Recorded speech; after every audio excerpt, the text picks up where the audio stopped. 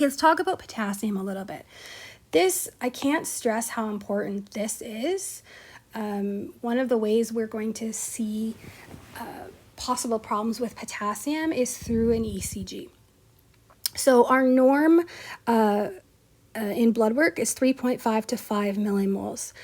Think about that. You remember back here we said that potassium is the most common intracellular.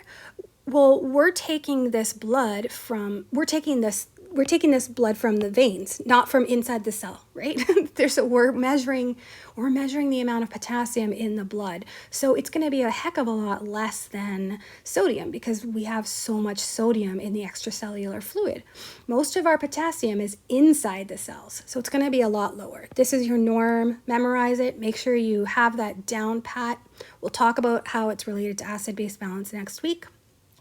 Again, if we're over 5, hyperkalemia. If we're under 3.5, hypokalemia. The difference here is this isn't telling us, because we said up here that sodium is what's regulating our kind of fluid balance, right? Not potassium. So when we have hyperkalemia, hypokalemia, it's not telling us anything about fluid volume, as opposed to when we talk about sodium, that's telling us everything about fluid volume, right?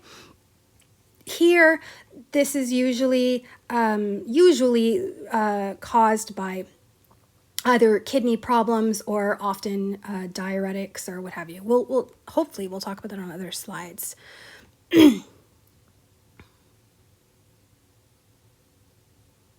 Okay, so what we're talking about on this slide, this is actually, this is a really important concept that I wish I had understood when I was in nursing school. And if you can kind of get your mind around this, it's going to come up a couple more times. I'm going to explain what this slide says, but I'm not going to read like all the words. I'm just going to tell you. So we talked about the body using sodium and potassium to create that action potential, right? So we're using that sodium potassium pump for everything. Depolarizing the heart, for example, right?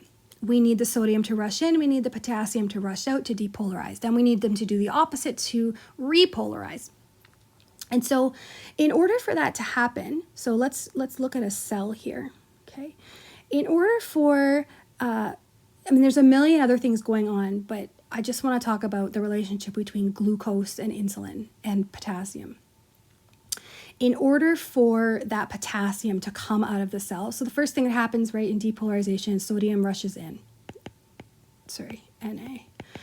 We need the potassium to come out of the cell. In order for that to happen, we need energy. We need ATP. That energy, we get that energy from glucose, okay? So in order for this whole depolarization, repolarization thing to keep happening the way we need it to keep happening, we need glucose inside the cell. How do we get glucose inside the cell? Well, it comes from our blood. So the more glucose we have inside our blood, the more of it ends up inside of our cell. So glucose is again, what this slide is saying. The glucose is necessary for potassium to leave the cell, okay? Likewise, insulin is necessary for potassium to move into the cell. This is why, and we often do this in the ER, we use insulin to treat hyperkalemia. Somebody has a buildup of potassium outside of the cell. So we take their blood work and all of a sudden their potassium is 6, 7, 8. It's high. We don't want to get rid of it. We need to put it back, or at least some of it, back into the cells. And so what we'll do is we will give insulin and glucose, because we don't want to just give insulin, right? Not as much glucose. Don't worry about that. We give insulin to encourage that potassium to go back into the cell. It can be a really confusing thing when you see it first. You're like, why are we giving this person insulin of all things. And that's why we want to get some of that pushed back into the cell. So, so that's kind of explaining this relationship here. How else does the body regulate potassium? Part of what aldosterone does, right? It kicks those kidneys into gear. It causes that reabsorption of sodium and water, but it also causes the kidney to excrete potassium.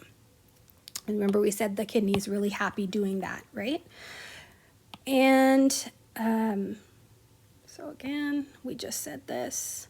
And we will talk about this next week in terms of like the relationship between acid-base balance and potassium. For now, that's pretty much all you need to know.